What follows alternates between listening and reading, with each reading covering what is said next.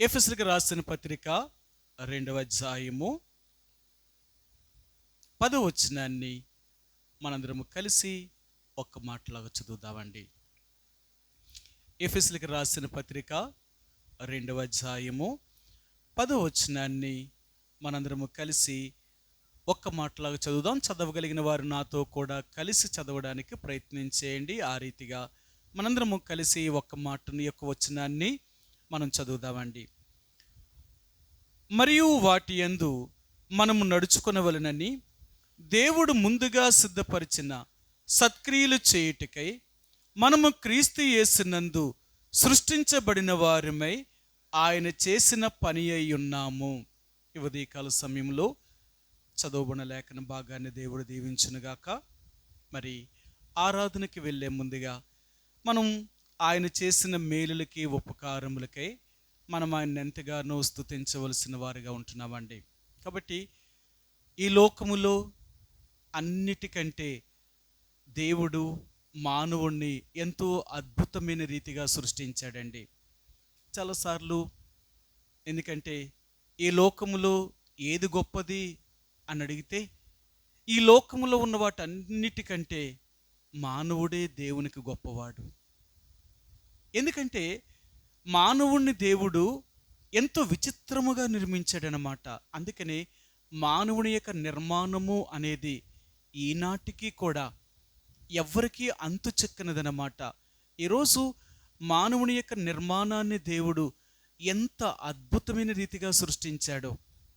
కాబట్టి ఈ మానవ యొక్క నిర్మాణం అనేది ఈ లోకములో దేవుడు చేసిన సృష్టి అంతట్లో కూడా ఎంతో గొప్ప సృష్టిగా దేవుడు మనల్ని చేశాడు. కాబట్టి అందుకే మనం ఆయనను స్తుతించవలసిన వారుగా ఉంటున్నాం. ఈ లోకంలో ఉన్న వాటన్నిటికంటే మనం ఎంతో గొప్పవారము. కాబట్టి ఈ రోజున దేవుడు మనకు జ్ఞాపకం చేయాలనుకున్నది ఏంటంటే నేను చేసిన పని అయి ఉన్నారు.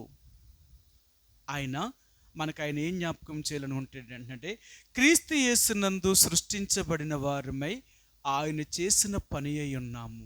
ఈరోజు నేను కూడా దేవాతి దేవుడైన యేసుప్రభువారు లేక తండ్రి అయిన దేవుడు ఆయన మనల్ని చేసిన విధానాన్ని ఒకసారి మరలా మనకు జ్ఞాపకం చేయాలనుకుంటున్నాడు ఆయన.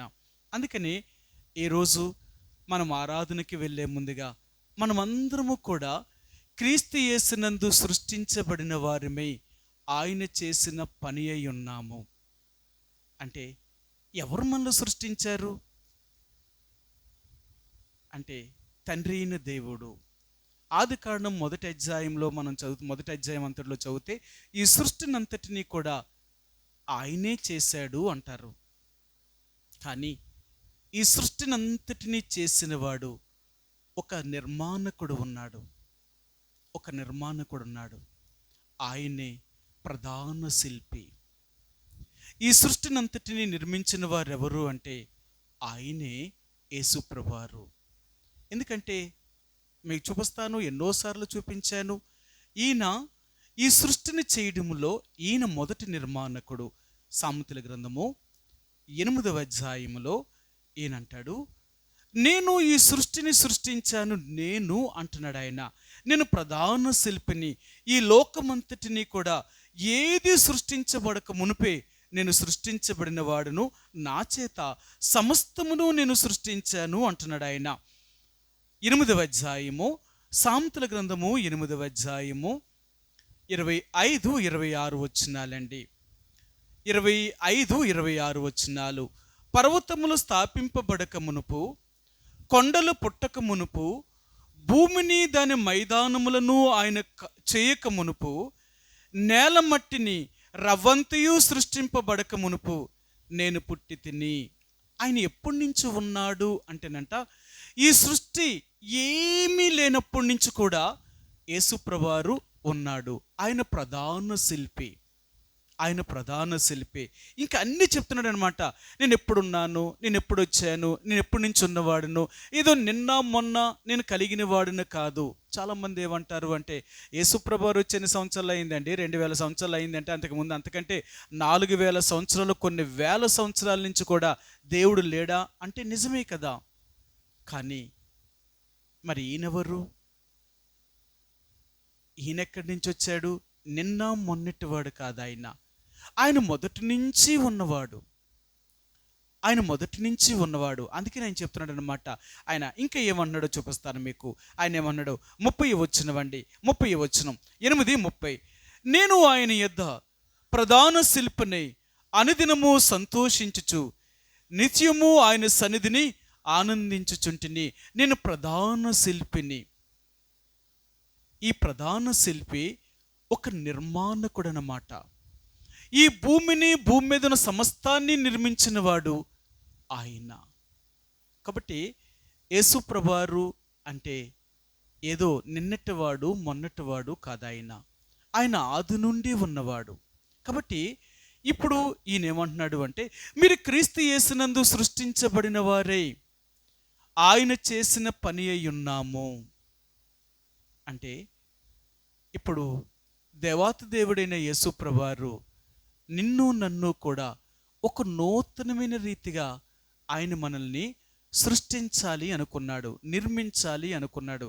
ఆయన మనల్ని నిర్మించాడు. నేల మట్టితో ఆయన నరుణ్ణి చేసి వాని నాసికారంధ్రములో నుండి జీవవాయువును వదగా నరుడు జీవాత్మ ఆయను అంటున్నాడు. ఇది మొదటి సృష్టి. దేవుడు ఆదామును చేసినప్పుడు నేల మట్టిలో నుంచి తీసి ఆ మట్టిలో ఉన్న మానవుడికి ఆ జీవరంధ్రం అంటే ఆ నాసికారంధ్రములో నుంచి ఆయన సొంత ఆత్మను అతనిలోనికి ఊదాడు. అప్పుడు మనిషి మొదటివాడయ్యాడు. మనందరికీ తెలుసు కదా, మొదటి ఆదాము జీవించు ప్రాణి అయ్యాడు, కడపటి ఆదాము జీవింపచేయు ఆదాము అయ్యాడట. ఈయన జీవింప చేసేవాడు కానీ ఈయన జీవించుచున్నవాడు కాదు. సరే, మీకు చూపిస్తాను. కొరింథీయులకు రాసిన మొదటి పత్రిక 15వ అధ్యాయము. కొరింథీయులకు రాసిన మొదటి పత్రిక 15వ అధ్యాయంలో ఈయన ఎవరు, ఈయన ఏటి అనేది ఇక్కడ ఒక మాట మీకు చూపిస్తాను. 45 వచనమండి. 40 మొదటి కొరింథీయులకు రాసిన పత్రిక 15వ అధ్యాయము 45 వచనమండి. 5వ వచనం. ఇందు విషయమై ఆదాము అను మొదటి మనుషుడు జీవించు ప్రాణి ఆయను, ఆ ప్రాణి ఆయనని వ్రాయబడి ఉన్నది. కడపటి ఆదాము జీవింపచేయు ఆత్మ ఆయన్ను. సరే, మొదటి ఆదాముకి కడపటి ఆదాముకి తేడాది. అంటే మొదటి మానవుడు జీవించు ప్రాణి అయ్యాడు, కడపటి మనుషుడు జీవించుచున్న ప్రాణి అయ్యాడు. మనం ఎప్పటికీ జీవించుచున్నవారము, అదే కదా. అందుకని యేసుప్రభువారు మార్తతో కూడా మాట్లాడినప్పుడు ఇలాగే చెప్పాడు. మార్తా, నన్ను నమ్ముతున్నావా అన్నాడు ఆయన. ఏమని నమ్మాలి ప్రభువా అని అడిగింది ఆమె. సరే, చూపిస్తాను. యోహాను సువార్త 11వ అధ్యాయము. యేసుప్రభువారు మార్తతో ఆయన అన్నప్పుడు మార్త ఆయనకి ఏమని సమాధానం చెప్పిందో చూపిస్తాను మీకు. 11వ అధ్యాయము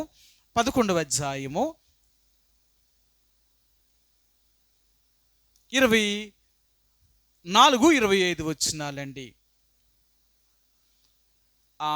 మార్త ఆయనతో, అంత్యదినమున పునరుత్థానమందు లేచినని ఎరుగుదును అనెను. అందుకు యేసు, పునరుత్థానమును జీవమును నేనే. నాయందు విశ్వాసముంచువాడు చనిపోయినను బ్రతుకును, బ్రతికి నాయందు విశ్వాసముంచు ప్రతివాడును ఎన్నటికీ చనిపోడు. ఈ మాట నమ్ముచున్నావా అని ఆమెను అడిగెను. సరే, మార్తా, నన్ను నమ్ముతున్నావా? ఏమని? పునరుత్థానమును జీవమును నేనే. నా యందు విశ్వాసం ఉంచిన వాడికి మరణము లేదు. అందుకనే మనం ఎప్పుడైనా సరే ఎవరైనా ఈ లోకాన్ని విడిచి వెళితే వారు నిద్రించుచున్నారు అని చెప్తాం, లేకపోతే వారు ప్రభువు దగ్గరికి వెళ్ళారు అంటాం, లేకపోతే వారు మహిమలోనికి వెళ్ళారు అంటాం.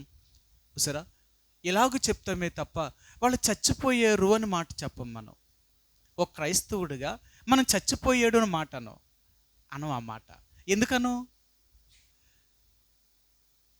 ఆ వ్యక్తి శరీరము చనిపోయిందేమో కానీ ఆత్మకు చావు లేదు, కాబట్టి చనిపోయాడు అని అనమాట. అందుకే నిద్రించారు, లేక ప్రభు యొక్క మహిమలోనికి వెళ్ళారు, లేకపోతే వారు పిలువబడ్డారు అని మనం చెప్తామే తప్ప చచ్చిపోయారు అని చెప్పం. చచ్చిపోయారని చెప్పం. కారణం ఏంటి అంటే, చనిపోవడము అంటే అది నిత్య మరణం అన్నమాట. ఇంకెప్పటికీ వాళ్ళు బ్రతకరన్నమాట. కానీ యేసు ప్రభువుని యందు విశ్వాసం ఉంచిన వారు చనిపోరు. అదే ఇప్పుడు మార్తతో చెప్తున్నాడు, మార్తా, నా యందు విశ్వాసం ఉంచిన వాడు ఎన్నటికీ చనిపోడు, వాడికి మరణము లేదు. ఎందుకు లేదు అంటే, నా యందు విశ్వాసం ఉంచాడు కాబట్టి వాడు ఎప్పుడో మరణాన్ని దాటేశాడు అంటున్నాడు. యోహాను సువార్త 5వ అధ్యాయము, యోహాను సువార్త 5వ అధ్యాయము 24వ వచనమండి. 5:24.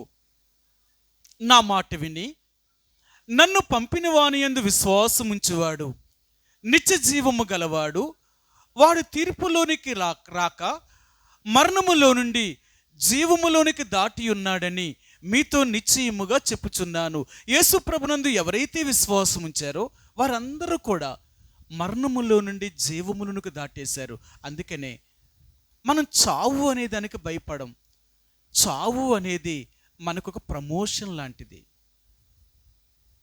చాలామంది యేసుప్రభువుని నమ్ముకున్న తర్వాత చావును చూసి భయపడతారు. చచ్చిపోతారు అంటే, అమ్మో నేను చచ్చిపోతానంట, నేను చచ్చిపోతే ఎలాగా, ఇంకా నేను ఎలా ఈ లోకంలో ఎలాగా, ఇంకా నేను బ్రతకాల కదా అనుకుంటారు. కానీ దేవుని బిడ్డలకు మరణము అనేది ఒక ప్రమోషన్ లాంటిది.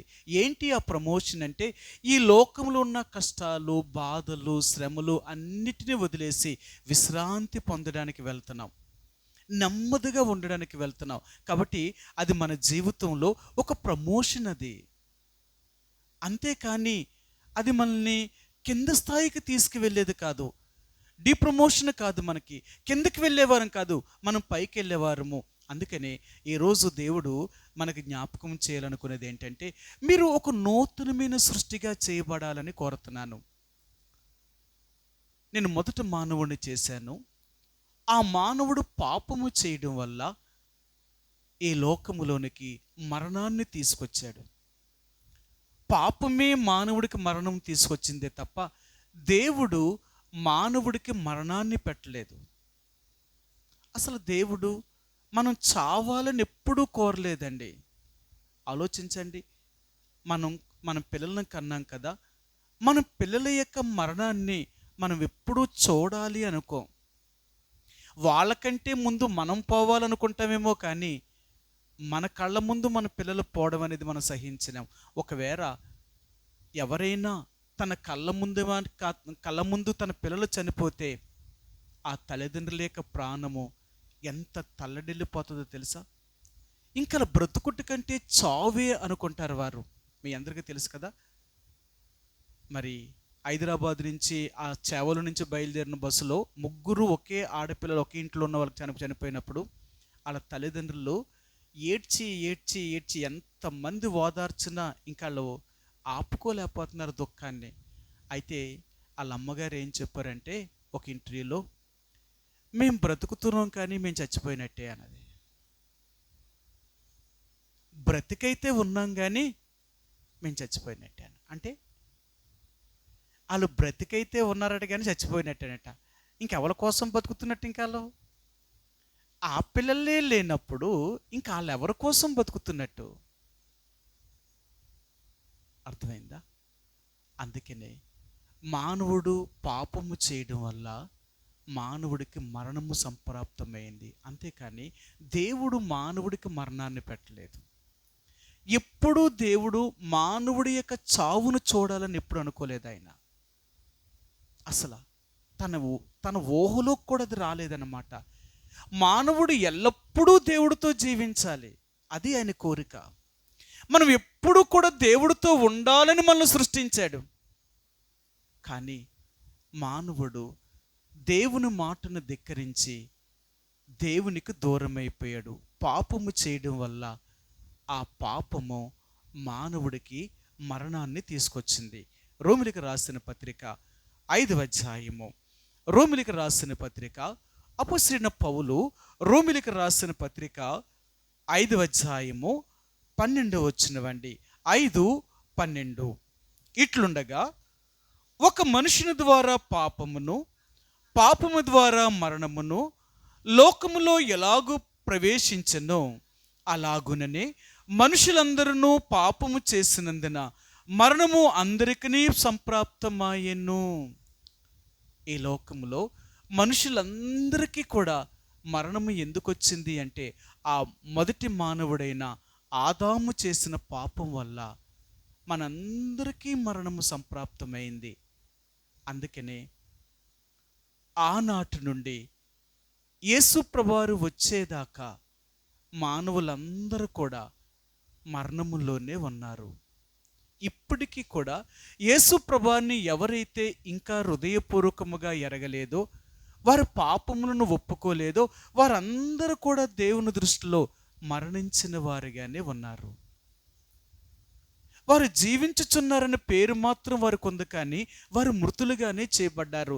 ఎవరైతే నిజంగా యేసు ప్రభువాని యొక్క రక్తం చేత కడగబడి తన బిడ్డలుగా చేయబడ్డారో వారు మాత్రమే జీవించుచున్నవారు, బ్రతికి ఉన్నవారు.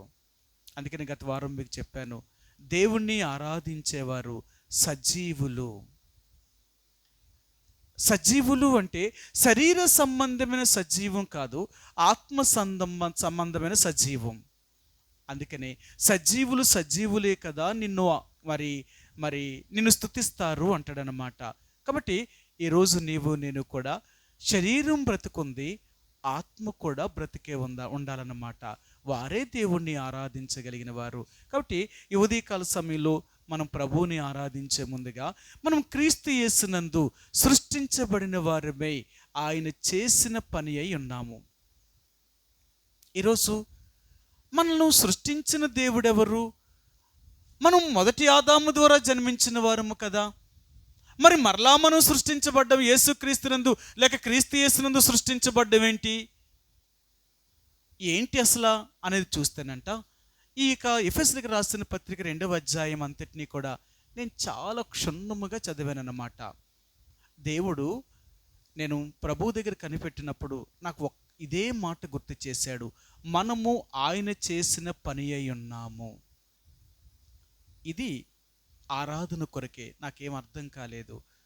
ప్రభా, నీవు మమ్మల్ని చేసావు, మేము నువ్వు చేసిన పని నిజమే కదా. నేను అలాగ ఆలోచిస్తే నేనేమనుకున్నానంటే, మనము ఆయన చేసిన పని అంటే దేవుడు మనల్ని సృష్టించాడు, ఆయనే మనల్ని నిర్మించాడు. బైబిల్లో చాలా విషయాలు ఉన్నాయి. యెషయా గ్రంథంలో అంటాడు, మీరు జగటమట్టి నేను కుమ్మరవాడును అంటాడు, నా చేతులే మిమ్మల్ని నిర్మాణము చేసే అంటాడు. కీర్తన 100వ అధ్యాయములో మనం చదివితే మనం ఆయన వారము, మనం ఆయన ప్రజలము, ఆయనే మనల్ని సృష్టించెను, మనం ఆయన గొర్రెలము అంటాడు ఆయన. అంటే దేవుడే మనల్ని సృష్టించాడు, ఇంకంతే కదా, అందులో ఏముంది? అయితే ఆయన అంటున్నాడు, లేదు లేదు లేదు, అది కాదు.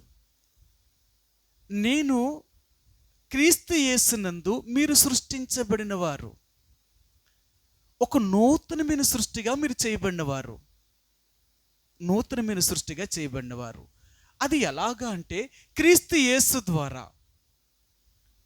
మొదట దేవుడు మిమ్మల్ని సృష్టించాడు, కానీ ఆ సృష్టిలో మీరు పూర్తిగా చెడిపోయారు. కాబట్టి ఇప్పుడు మరలా దేవుడు మిమ్మల్ని తన కుమారుడైన యేసు ప్రభువారి ద్వారా మిమ్మల్ని ఒక నూతనమైన సృష్టిగా చేయాలనుకున్నాడు, ఒక క్రొత్త వ్యక్తులుగా చేయాలనుకున్నాడు. సరే, మీకు ఆ మాట కూడా చూపిస్తాను. ఎఫెసీయులకు రాసిన పత్రిక, అపొస్తలుడైన పౌలు ఎఫెసీయులకు రాసిన పత్రిక, ఇక్కడ ఆయన ఏమన్నాడో మీకు చూపిస్తాను. మీకు 4వ అధ్యాయము, ఎఫెసీయులకు రాసిన పత్రిక 4వ అధ్యాయము, ఎఫెసీయులకు రాసిన పత్రిక 4వ అధ్యాయము 22 నుంచి చదువుదామండి. 22వ వచనం నుంచి చదువుదాం. కావున మునుపటి ప్రవర్తన విషయములోనైతే మోసకరమైన దురాశల వలన చెడిపోవు మీ ప్రాచీన స్వభావమును వదులుకొని మీ చిత్తవృత్తి యందు నూతన పరచబడిన వారై నీతియు యథార్థమైన భక్తియు గలవారై దేవుని పోలికగా సృష్టించబడిన నవీన స్వభావము ధరించుకొనవలెను. సరే, మనం ప్రాచీన స్వభావాన్ని వదిలిపెట్టి నవీన స్వభావంలోనికి, ఒక క్రొత్త స్వభావంలోనికి రావాలి అని దేవుడు కోరుతున్నాడు. అందుకని క్రీస్తు యేసునందు మనం సృష్టించబడిన వారమే. ఆయన చేసిన పని, ఈరోజు నీవు నేను కూడా యేసు ప్రభువారి ద్వారా ఒక నూతనమైన సృష్టిగా చేయబడ్డాం, ఒక క్రొత్త వ్యక్తిగా చేయబడ్డాం. నేను అందుకే చెప్తూ ఉంటాం, మనం చాలాసార్లు చెప్తూ ఉంటాం అనమాట, ఎవడైనను క్రీస్తునందు ఉన్న ఎడల, ఎవడైనను క్రీస్తునందు ఉన్న ఎడల వాడు నూతన సృష్టి, ఒక క్రొత్త సృష్టి అన్నమాట. అందుకనే యేసు ప్రభువును ఎరగక ముందున్న జీవితానికి, యేసు ప్రభువును ఎరిగిన తర్వాత ఉన్న జీవితానికి చాలా వ్యత్యాసం ఉంది. యేసు ప్రభువును ఎరగక ముందు మనం ఎంత చెడిపోయిన వారిగా ఉన్నామో, యేసు ప్రభువును ఎరిగిన తర్వాత అంత మంచివారిగా చేయబడిన వారము. అందుకనే క్రీస్తు యేసునందు మనం నూతన సృష్టి. మనం పాత జీవితము, పాత స్వభావం అంతా కూడా మనం సమాధి చేయబడిన వారము, మనం చనిపోయిన వారము.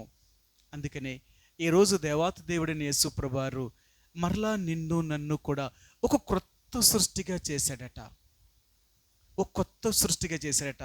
అందుకని అన్నాడు, ఆయన ఏమన్నాడంటే, కావున మునుపటి ప్రవర్తన విషయములోనైతే మీరు మోసకరమైన దురాశల వలన చెడిపోవు మీ ప్రాచీన స్వభావమును వదులుకొని. మన పాత స్వభావము, ప్రాచీన స్వభావము, చెడిపోయిన స్వభావం కలిగిన వారము, చెడిపోయిన స్వభావం కలిగిన వారము. ఆదాము ద్వారా మనం అందరము కూడా చెడిపోయిన వారము. పాపము చేయడం వల్ల పాపం అందరినీ కూడా, అతని ద్వారా పుట్టిన వారిని అందరినీ కూడా ఏలుబడి చేస్తూనే ఉందండి, ఏలుబడి చేస్తూనే ఉంది. ఈరోజు వరకు కూడా పాపము మనిషి మీద అధికారము కలిగి ఉంది. మీకు ఎన్నోసార్లు చెప్తూ ఉంటాను, పాపానికి ఉన్న బలమే శరీరం అంట. పాపానికి ఉన్న బలము శరీరం అంట. పాపానికి ఉన్న బలము శరీరం ఎందుకు అవుతుంది?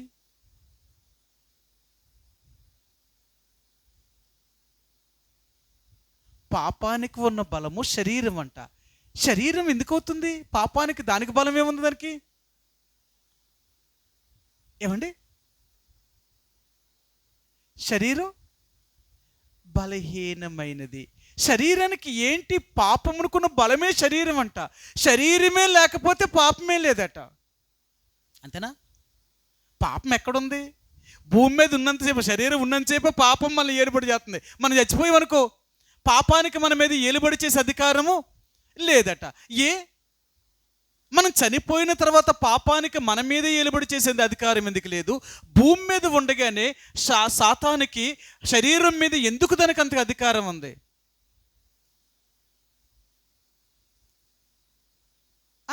చెప్పండి, పర్లేదు. మీ అందరికీ తెలుసు, ఇంత చిన్న లాజిక్ అనమాట. చెప్పనా?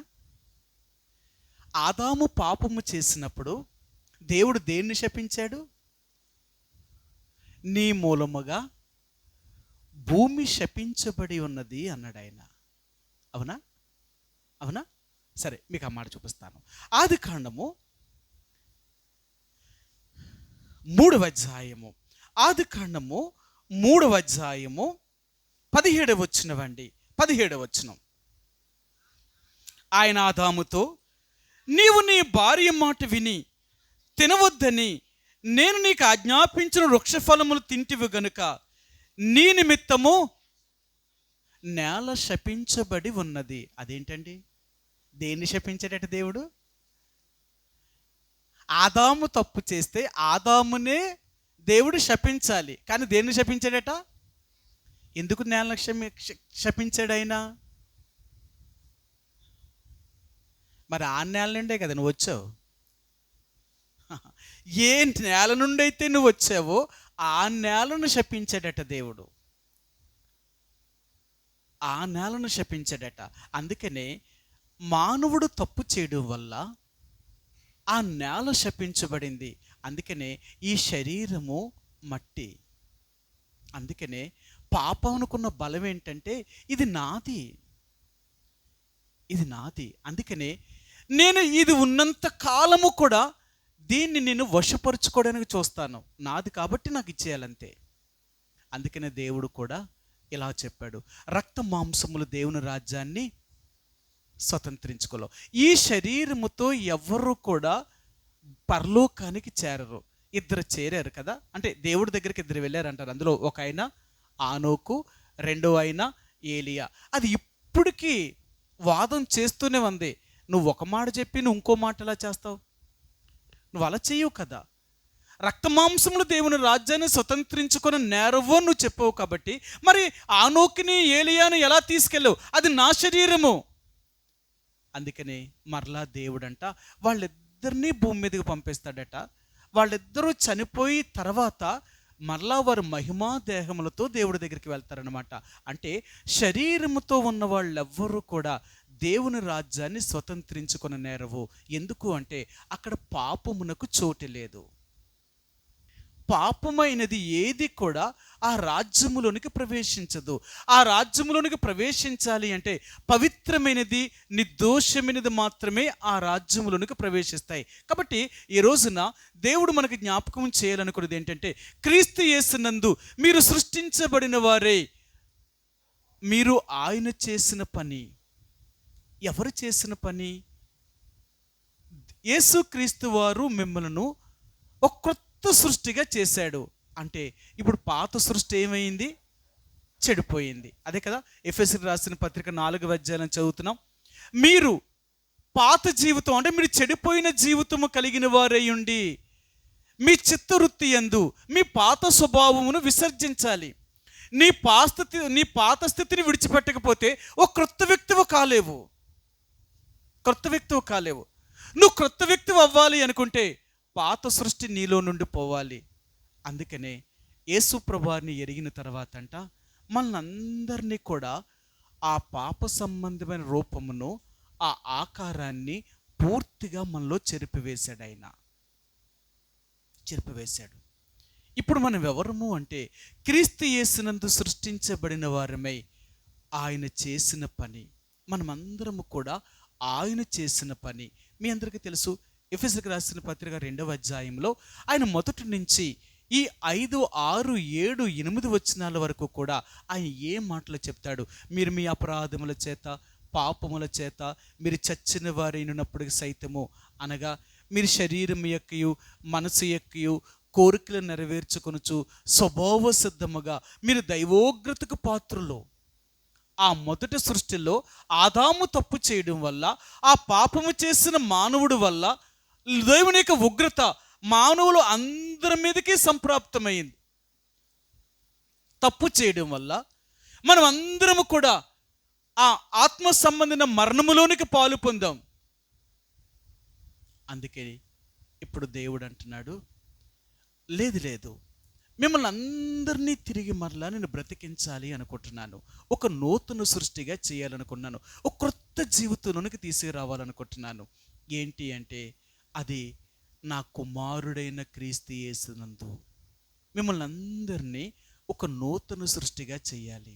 అందుకనే ఆ దేవుడే శరీరధారిగా ఈ భూమి మీదకి దిగి వచ్చాడు. ఆయన మనందరికీ తెలుసు, ఆ వాక్యము శరీరధారి అయి కృపా సత్య సంపూర్ణుడిగా మన మధ్య నివసించుచుండెను అంటాడు ఆయన.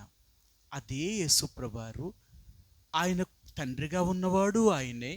ఆయన రెండవదిగా కుమారుడిగా భూమి మీదకి వచ్చి మనల్ని అందరినీ తనతో సమాధానపరుచుకోవాలనుకుంటున్నాడు. సరే, మీకు ఈ మాట చూపిస్తాను. కొలసీలకు రాసిన పత్రిక.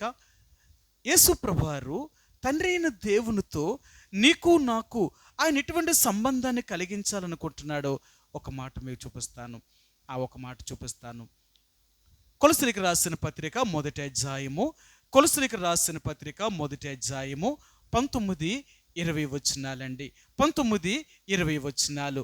ఆయన యందు సర్వ సంపూర్ణత నివసింపవలననియు ఆయన శిలువ రక్తము చేత సంధి చేసి ఆయన ద్వారా సమస్తమును, అవి భూలోకమందు ఉన్నవి అయినను పరలోకమందు ఉన్నవి అయినను వాటినన్నిటినీ ఆయన ద్వారా తనతో సమాధానపరుచుకొనవలెనని తండ్రి అభిష్టమాయను. సమస్తము, అవి పరలోకమందు ఉన్నవి కానీ భూమి మీద ఉన్నవి కానీ అన్నిటినీ తనతో సమాధానపరుచుకోవాలనుకుంటున్నాడు ఆయన. కాబట్టి ఇప్పుడు ఆయన యేసు ప్రభువారిని ఈ భూమి మీదకి పంపించాడు. ఎందుకు పంపించాడు అంటే, చెడిపోయిన మానవుణ్ణి, పాడైపోయిన మానవుణ్ణి, పాపముతో నిండిపోయిన మానవుణ్ణి ఒక నూతనమైన వ్యక్తిగా చేయాలి, ఒక క్రొత్త వ్యక్తిగా చేయాలి. ఒక నూతనమైన ప్రాచీన స్వభావాన్ని విడిచిపెట్టి ఒక నవీన స్వభావంలోనికి మనిషిని తీసుకురావాలి అనుకున్నాడు ఆయన. అందుకనే ఈరోజు నీవు నేను కూడా క్రీస్తు యేసు యొక్క సృష్టించబడిన వారమే. ఆయన ద్వారా ఆయన చేసిన పని. ఈరోజు నువ్వు నేను కూడా రక్షించబడ్డాము అంటే అది యేసు ప్రభువారి యొక్క రక్తము ద్వారా. ఒక క్రొత్త వ్యక్తిగా చేయబడ్డావు అంటే ఆ యేసు ప్రభు ద్వారా. ఈరోజు మనం ఇలా జీవిస్తున్నాము అంటే ఆయన ద్వారా. ఆయన ద్వారానే ఈరోజు నువ్వు నేను కూడా ఇలాగా రక్షించబడి, పాపము నుండి వేరు చేయబడి, మరణములో నుండి జీవమును దాటి అన్నీ, అంటే ఈరోజు యేసు ప్రభు ద్వారానే మనం అన్నీ అనుభవించగలుగుతున్నాం. ఆయన లేకుండా మనం ఏమీ కాదు. అందుకనే మొదటి ఆదాము చెడిపోయినవాడు, కడపటి ఆదాము ద్వారా ఈరోజు నువ్వు నేను జీవించుచున్నవారము, బ్రతుకుచున్నవారము. అందుకనే ఈ అధ్యాయంలో ఆయన ఏమంటున్నాడంటే, క్రీస్తు యేసునందు మరలా మీరు సృష్టించబడిన వారు. మరలా నేను మిమ్మల్ని సృష్టించాను, నేను మరలా సృష్టించాను అంటే మొదట మీరు సృష్టించబడ్డారు. దేవుడు ఆదామును నేలమట్టితో నిర్మించాడు. ఆ సృష్టిలో మీరు చెడిపోయారు, మీరు పాడైపోయారు. అందుకనే ఇప్పుడు మరలా నేను మిమ్మల్ని ఏం చేయాలనుకున్నానంటే నూతనమైన సృష్టిగా చేయాలనుకున్నాను. ఇప్పుడు నూతనమైన సృష్టిగా మీరు చేయబడాలి అంటే పాత సృష్టిని పూర్తిగా ఏమాత్రము కూడా కనబడకుండా దాన్ని నాశనము చేయాలి. సరే, మీకు ఈ మాట చూపిస్తాను, అంటే ఎలాగో మీకు చూపిస్తాను. ఇర్మియా గ్రంథము 18వ అధ్యాయము ఎలాగా ఆయన మనం నూతనమైన సృష్టిగా చేశాడో చూపిస్తాను మీకు. ఇర్మియా గ్రంథము 18వ అధ్యాయము 3-4 వచనాలండి. 3-4 వచనాలు. నేను కుమ్మరి ఇంటికి వెళ్ళగా వాడు తన సారి మీద పని చేయుచుండెను. కుమ్మరి జిగట మట్టితో చేయుచున్న కుండ వాని చేతిలో విడిపోగా ఆ జిగట మన్ను మరలా తీసుకొని కుమ్మరి తనకు యుక్తమైనట్టుగా దానితో మరి ఒక కుండను చేశాను. ఇప్పుడు దేవుడు చెప్తున్నాడు, ఇర్మియాతో చెప్పాడు, ఇర్మియా, ఉదయాన్నే నువ్వు లేచి ఓ కుమ్మరివాని ఇంటికి వెళ్ళు అన్నాడు ఆయన. సరే, ఈయన ఉదయాన్నే లేచి ఓ కుమ్మరివాని ఇంటికి వెళ్ళాడట. అప్పటికే ఆ కుమ్మరి ఒక చక్రం మీద, సారి మీద ఒక మట్టి ముద్దను పెట్టి ఆ చక్రాన్ని తిప్పి ఆ మట్టి ముద్దను ఒక కొండను చేశాడట. కొండను చేసి ఆ కొండను కోసి తీసి పక్కనెట్టే లోపల ఆ కొండ అతని చేతిలో చిదిగిపోయింది. వెంటనే ఆ కుమ్మరివాడు ఏం చేశాడు అంటే ఆ మట్టి ముద్దను మరలా తొక్కి, మరలా పిసికి అదే సారి మీద పెట్టి మరొక కొండను చేశాడట. ముందొక కొండను చేశాడు, అది పగిలిపోయింది. ఇప్పుడు మరలా ఇంకొక కుండను చేశాడట. అంటే ఇంకొక కుండను చేయాలంటే పాతదాని యొక్క రూపం పోవాలి.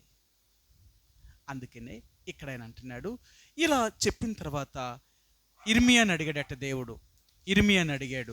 ఏమని అడిగాడు అంటే, ఇర్మియా నీకేం అర్థమైంది, ఇందులో నీకేం అర్థమైంది అని అడిగాడట.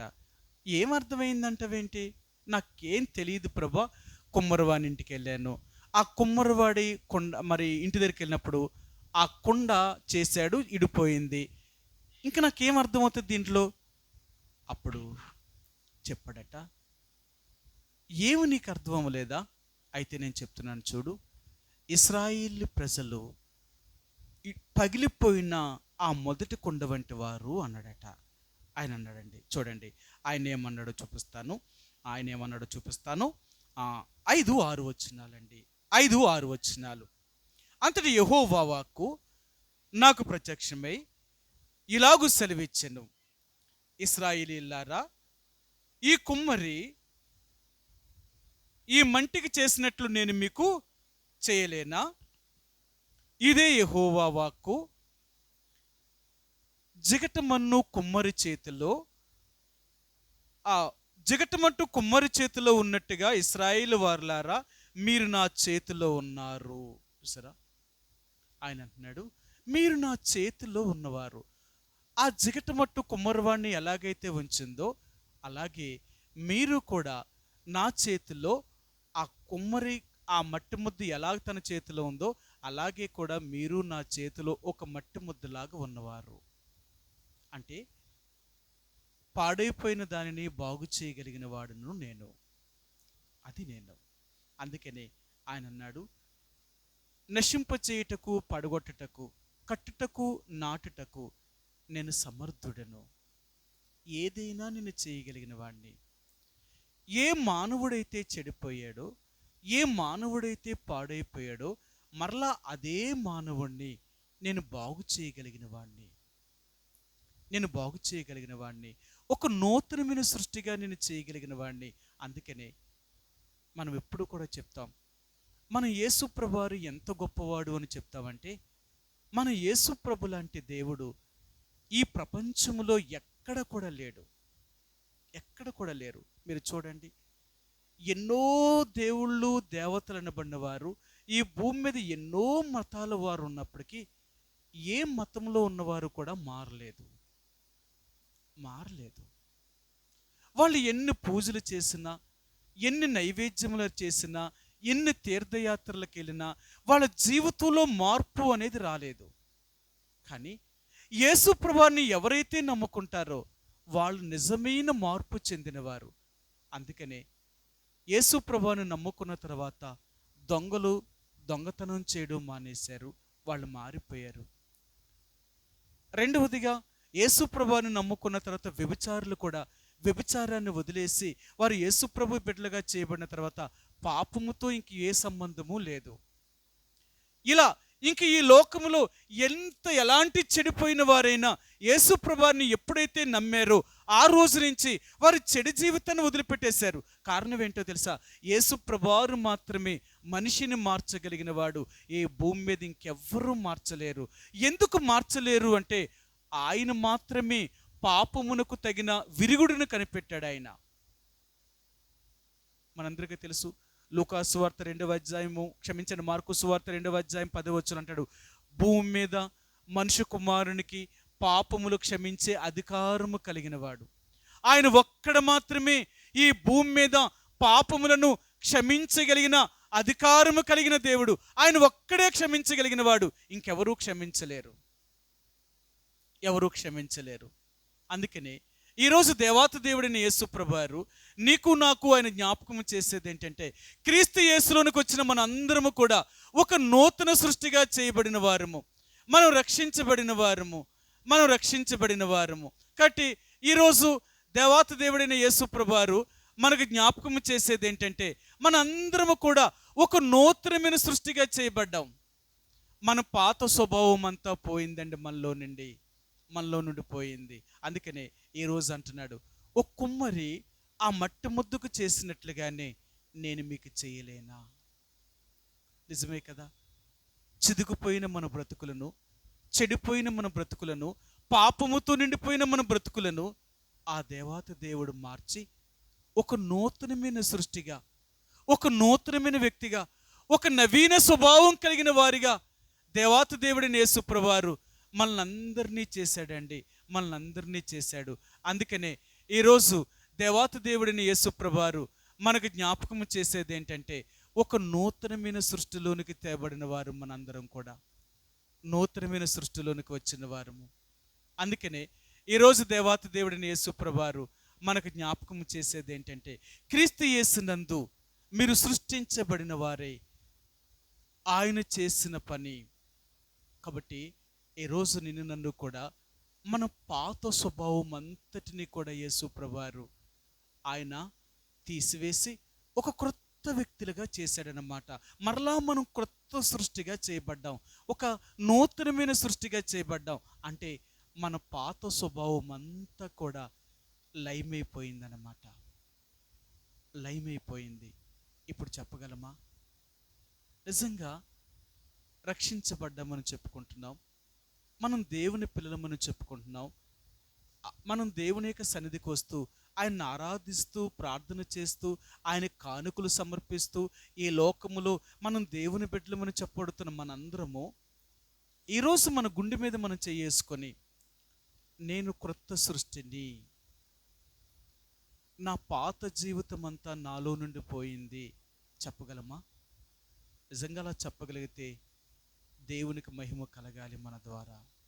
లేదు, ఇంకా మనం పాత సృష్టిగానే చేయబడ్డాము అంటే, పాత జీవితాన్నే జీవిస్తున్నామంటే మనం క్రొత్త వ్యక్తులం కాలేమో.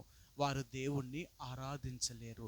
ఒకవేళ ఆరాధించినా వాళ్ళు ఎలాగ ఆరాధిస్తారు అంటే, వాళ్ళు తెలిసిన దాని గురించి లేక వాళ్ళు నేర్చుకున్న మాటలను బట్టి వీటిని బట్టి ఆరాధిస్తారు తప్ప వారు హృదయపూర్వకముగా దేవుణ్ణి ఆరాధించలేరు. కాబట్టి ఈరోజు దేవాతి దేవుడైన యేసు ప్రభువారు నీకు నాకు ఆయన ఏం జ్ఞాపకం చేయాలనుకున్నాడంటే, ఈ ఎఫెసీయులకు రాసిన పత్రిక 2వ అధ్యాయము 10వ వచనంలో మనమంట యేసు ప్రభువారు అంటే ఆయన చేసిన సృష్టిలో ఒక కొత్త వారిగా చేయబడాలని దేవుడు కోరుతున్నాడట. సరే చూద్దాం ఒకసారి మరలా ఎఫెసీయులకు రాసిన పత్రిక 2వ అధ్యాయము 10వ వచనం అండి. ఎఫెసీయులకు రాసిన పత్రిక 2వ అధ్యాయము 10వ వచనం. మరియు వాటి యందు మనము నడుచుకొనవలెనని, చాలండి, వాటి యందు మనము నడుచుకొనవలెనని. ఏటి యందు?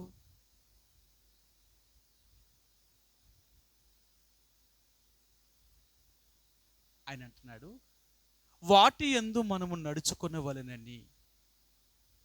నేను ఎందుకంటే ఈ అధ్యాయం అంతా నేను చాలా జాగ్రత్తగా చదివాను. అసలు క్రీస్తు యేసునందు సృష్టించబడిన వారమై మనము ఆయన చేసిన పని అయి ఉన్నాము అంటున్నాడు కదా. ఏంటి మనం ఆయన చేసిన పని? మనం మరలా నూతనమైన వారిగా సృష్టించబడ్డామా? దేవుడు మరలా మళ్ళీ ఎందులో నడవాలని కోరుతున్నాడు? అసలు ఏంటి అంటే ఇక్కడ చాలా విషయాలు జ్ఞాపకం చేశాడు ఆయన చాలా విషయాలు జ్ఞాపకం చేశాడు. అందుకన్నాడు మరియు వాటి యందు మనం నడుచుకునవలెనని.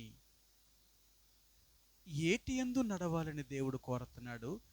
దేంట్లో నడవకూడదని దేవుడు కోరుతున్నాడు? అంటే నీ పాత జీవితము నా పాత జీవితం అంతటినీ విడిచిపెట్టి ఒక క్రొత్త జీవితంలో ఒక క్రొత్త నడవడిక. అందుకనే యేసు ప్రభువుని ఎరిగిన వారందరూ కూడా ఒక క్రొత్త నడవడికని కలిగి ఉంటారట. వీళ్ళ నడవడిక కూడా మారిపోతుందండి. అందుకనే ఎవరైనా యేసు ప్రభువుని నమ్ముకున్న తర్వాత రక్షించబడిన వారు వాళ్ళు ఎలాగుంటారో తెలుసా? వారి యొక్క మాట, వారి నడక, వారి క్రియలు అన్నీ మార్పు చెందుతాయి. సంవత్సరాలు గడిచే కొలది, రోజులు గడిచే కొలది, నెలలు గడిచే కొలది, సంవత్సరాలు గడిచే కొలది మనం ఏమవుతున్నామంటే మరలే మన నడకను మనం మార్చుకుంటున్నాం. ఎలా మార్చుకుంటున్నాము అంటే, ఇంతకుముందు లోకములో ఎలాగ నడిచి ఆ నడకను వదిలేసి యేసు ప్రభులోకి వచ్చి ఓ క్రొత్త నడకను నడిచామో, మరలా ఇక్కడికి వచ్చిన తర్వాత కొంతకాలానికి మరలా మన నడకను మరలా వెనక్కి నడవాలనుకుంటున్నాం. అందుకనే ఇక్కడ అపోస్తలుడైన పౌలు ఒక మాటను ఆయన చెప్పాడు. సరే మీకు చూపిస్తాను ఆ మాటను. గలతీయులకు రాసిన పత్రిక 3వ అధ్యాయము, గలతీయులకు రాసిన పత్రిక 3వ అధ్యాయము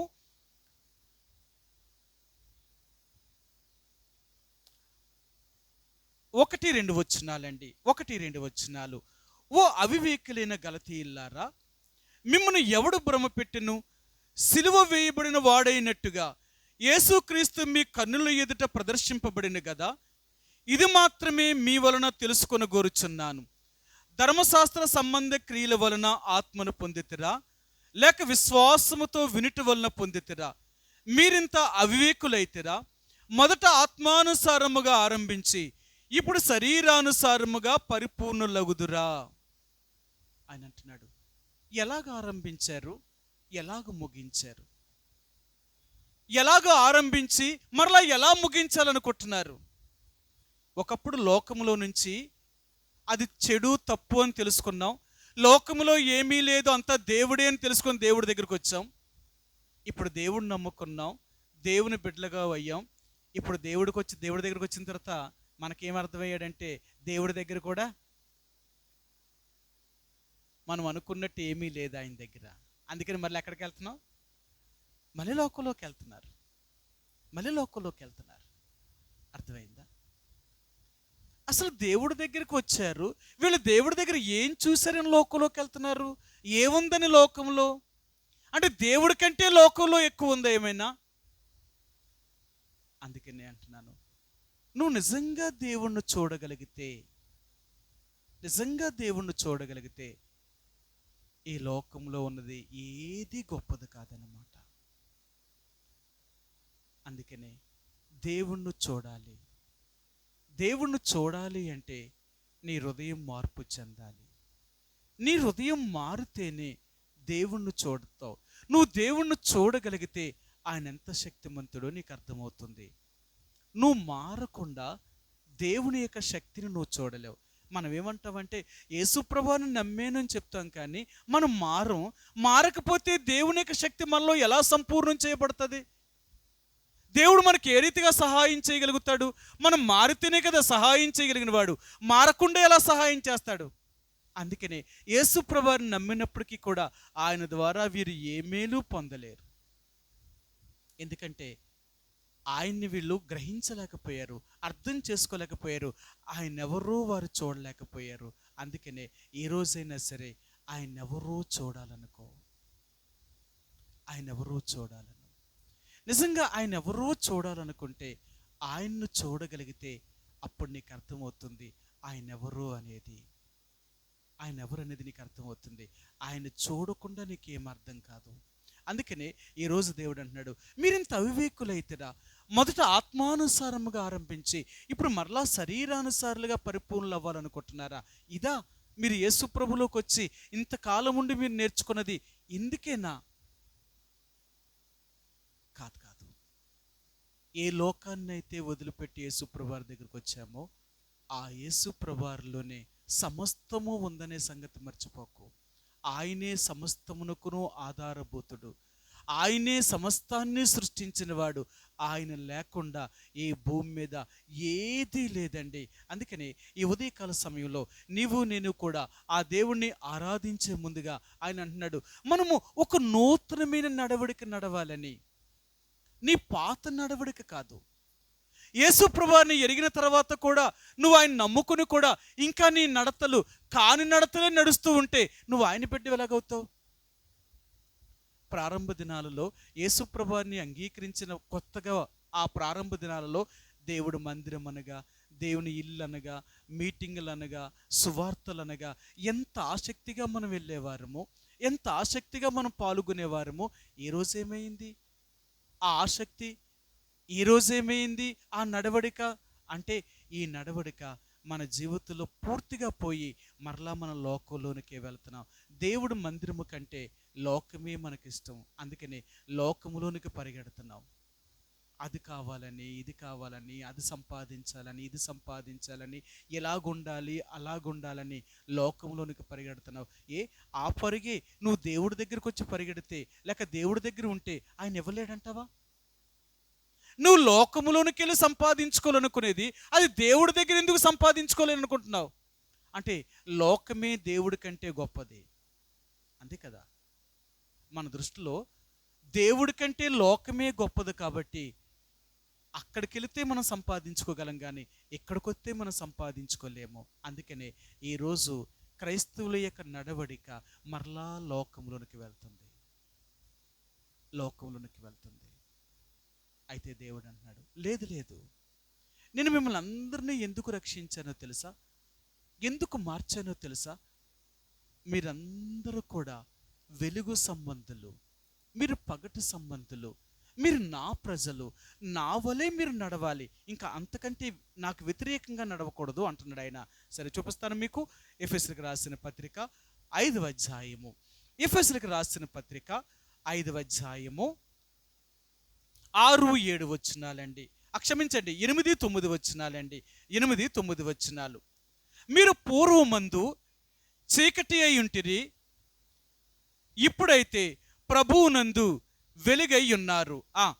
వెలుగు ఫలము సమస్త విధములైన మంచితనము, నీతి, సత్యమును వాటిలో కనబడుచున్నది గనుక ప్రభువుకి ఏది ప్రీతికరమైనదో దానిని పరీక్షించుచు వెలుగు సంబంధుల వలె నడుచుకొనుడి. చూసారా, మనం ఎలా నడవాలట? వెలుగు సంబంధుల వలె నడవాలట. వెలుగు సంబంధులకి చీకటి సంబంధులకి వీరి నడవడిక తేడా ఉంటుందట. వీరి నడక తేడా ఉంటుంది. చీకటి సంబంధులు చీకటిలో నడుస్తూ ఉంటారు, అంటే పాపములో నడుస్తూ ఉంటారు. వెలుగు సంబంధులు వెలుగులో నడుస్తూ ఉంటారు.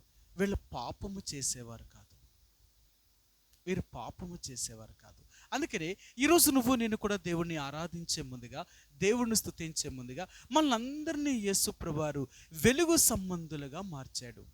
మనం చీకటి సంబంధులము కాదు, మనం వెలుగు సంబంధులము. అందుకనే క్రీస్తు యేసులోనికి వచ్చిన మనం అందరము కూడా ఒక నూతన సృష్టి, అనగా మన పాత జీవితం అంతా దేవుడు తీసివేసి ఒక క్రొత్త జీవితంలోని తీసుకొచ్చాడు. ఇప్పుడు మన పాత జీవితం నుంచి బయటకు వచ్చేసామా? అంటే మన పాత జీవితం అనేది మనలో కనపడకూడదు. ఏంటి పాత జీవితము? మీకు ఎన్నోసార్లు చూపించాను, ఇక్కడే చూపిస్తాను ఒక్కసారి మరలా. మన పాత జీవితం అంటే ఏంటో చూపిస్తాను. ఎఫెసీయులకు రాసిన పత్రిక 4వ అధ్యాయంలోనే ఈ అపోస్తలుడైన పౌలు ఈ ఎఫెసీయులకు ఇన్ని ఆత్మీయమైన విషయాలు ఎందుకు చెప్తున్నాడు అంటే, వాళ్ళ క్రీస్తుని ఎరిగిన తర్వాత వాళ్ళ పాత జీవితాన్ని పూర్తిగా వదిలేశారా లేదా?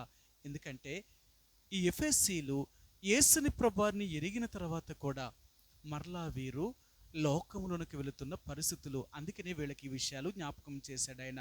సరే, మీరు చూపిస్తాను. 4వ అధ్యాయము 31 వచనమండి. 31 వచనం. సమస్తమైన ద్వేషమును, కోపము, క్రోధము, అల్లరి, దూషణ, సకలమైన దుష్టత్వమును మీరు విసర్జించుడి. చూసారా, యేసు ప్రభువుని ఎరిగిన తర్వాత ఈ పాత స్వభావం మనలో చచ్చిపోయిందా? పాత స్వభావం మనలో పోయిందా? అదే దేవుడు అంటున్నాడు, కాగా నువ్వు క్రీస్తులోనికి వచ్చుంటే ఒక నూతనమైన సృష్టివి. నీ పాత స్వభావం అంతా పోయింది, నీ పాత స్థితి కనపడకూడదు. మరలా పాపముతో ఇక ఏమీ జోలి పెట్టుకోకూడదు. అవునా?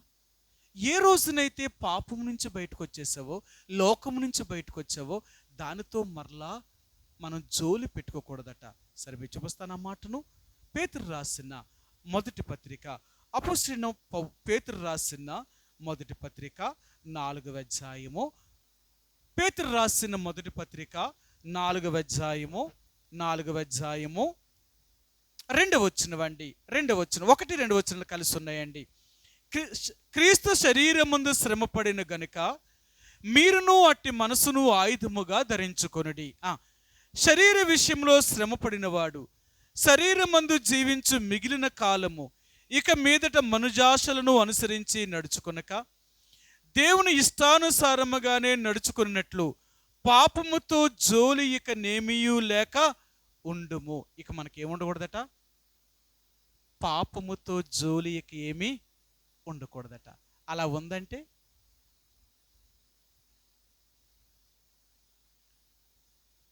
ఇంకా మనం పాపముతో జోలి పెట్టుకున్నాము అంటే, కలిసి బ్రతుకుతున్నాము అంటే వదిలేసినట్ట వదలలేనట్ట? బైబిల్ గ్రంథంలో ఇలా చెప్పాడు. అంటే ఎలా చెప్పారు దేవుడు అంటే, మొదట ఒక భార్యాభర్తలుగా ఇద్దరు, స్త్రీ పురుషుడు పెళ్లి చేసుకున్నారు అనుకోండి. పెళ్లి చేసుకున్న తర్వాత కొంతకాలము వారు కలుసున్న తర్వాత వాళ్ళకి ఏదైనా ఒకరి మీద ఒకరికి అనుమానము కానీ, ఒకరి మీదకి ఒకరు కానీ ఏదైనా పడలేదనుకోండి, ఒక చెడు సమాచారం తెలిసిందనుకోండి, అప్పుడు వీళ్ళ పెద్దల దగ్గరికి వెళ్ళంట, పెద్దల సమక్షంలో వారు మరి ఈ యొక్క అంటే డైవర్స్ అనేది, విడాకులు అనేవి తీసుకుంటారట. అప్పుడు వాళ్ళ పెద్దల సమక్షంలో తీసుకుంటున్నాడు. మీ ఇద్దరికి ఇంక సఖ్య లేదు, మీరిద్దరు కలిసి ఉండలేని అంటున్నారు కాబట్టి, మీకు ఇద్దరికి ఒకరి మీద ఒకరికి ఇలాంటి అనుమానం వచ్చింది కాబట్టి ఇక కష్టం అంటున్నారు కాబట్టి, మేము ఎంత చెప్పినా మీరు వింటలేదు కాబట్టి, సరే మీరు విడిపోవడానికి మీరు సమ్మతిస్తున్నారు, దానికి మేము సమ్మతిస్తున్నాము అని వారిద్దరికీ కూడా ఆ యొక్క పత్రము రాసి వాళ్ళకి ఇచ్చేస్తారట. ఇప్పుడు కలిసి ఉండలేము అని వీళ్ళందరూ కూడా పెద్దలు ఎదుట ఒప్పుకున్నారు అంటే ఇంకెప్పటికీ వీళ్ళు ఉండలేనట్టే, అది రుజువు. అంతే కదా, మన అదే కదా, వాళ్ళందరూ సంతకాలు కూడా చేశారు. కొన్ని సంవత్సరాలు అయిన తర్వాత మరలా వీళ్ళు ఒకరిని ఇంకొకరు వేరు వేరు వాళ్ళని పెళ్లి చేసుకున్న తర్వాత మళ్ళీ మొదట వాడి దగ్గరికి రావాలని కానీ, మొదట ఆమె దగ్గరికి వెళ్ళాలని కానీ ఇలాంటి ఆలోచన వీళ్ళకి రాకూడదు. ఒకవేళ వచ్చి మొదట ఆయన దగ్గరికి ఆమె వెళ్ళినా, లేదంటే మొదట ఆమె దగ్గరికి ఈయన వెళ్ళినా, వీళ్ళు ఏం చేసినట్టట? వ్యభిచారము చేసినట్టట, పాపము చేసినట్టట. అదేంటి, ఇంతకు ముందు మేము పెళ్లి చేసుకున్నామండి, నా పెళ్లి భార్యే, కానీ వదిలేసాం కొన్ని కారణాల చేత, కానీ మళ్ళీ ఆమె దగ్గరికి ఆమె అంటే నాకు ఇష్టమైంది కాబట్టి నేను వచ్చాను అంటే ఒప్పుకుంటారా? అది కుదరదట. ఒక్కసారి నువ్వు వదిలేసిన తర్వాత, నేను ఉండలేను అని చెప్పి మీ ఇద్దరు విడిపోయిన తర్వాత మరలా ఇప్పుడు కలిసి ఉంటానంటే ఎలా కుదురుతుంది? అది అది నేరం.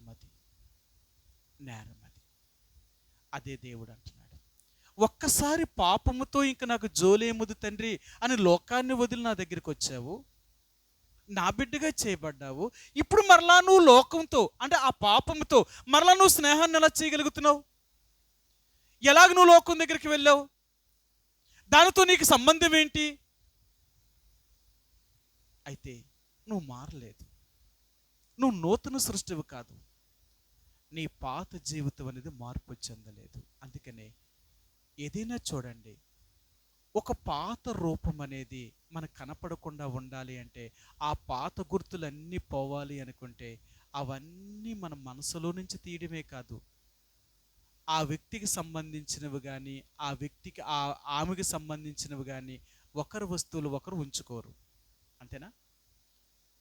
ఒకరు ప్రేమించుకున్నారనుకోండి, ప్రేమించుకున్నప్పుడు ఒకరికొకరు ఎన్నో గిఫ్ట్స్ ఇచ్చుకుంటారు. ఆ గిఫ్ట్లు కానీ, డబ్బు కానీ, వస్తువులు కానీ, బట్టలు కానీ ఏమైనా ఇచ్చుకుంటారు. విరోధం వచ్చిందనుకోండి,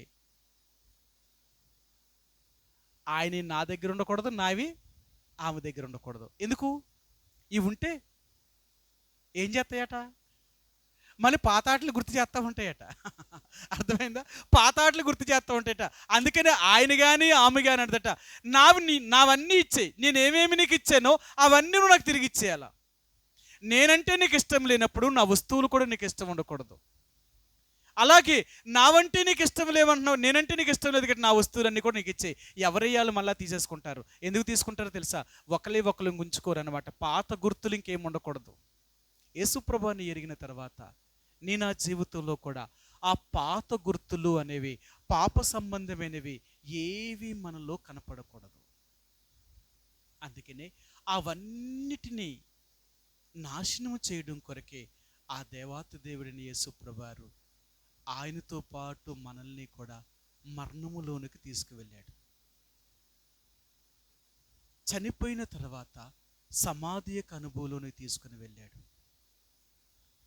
ఆ చనిపోయిన తర్వాత ఆయనతో పాటు మనల్ని తిరిగి ఒక నూతనమైన వ్యక్తిగా తిరిగి లేపాడట.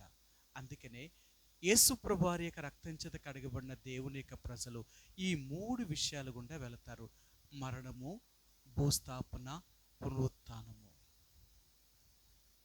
నువ్వు చావలేదనుకో, సమాధి యొక్క అనుభవంలోనికి వెళ్ళవు.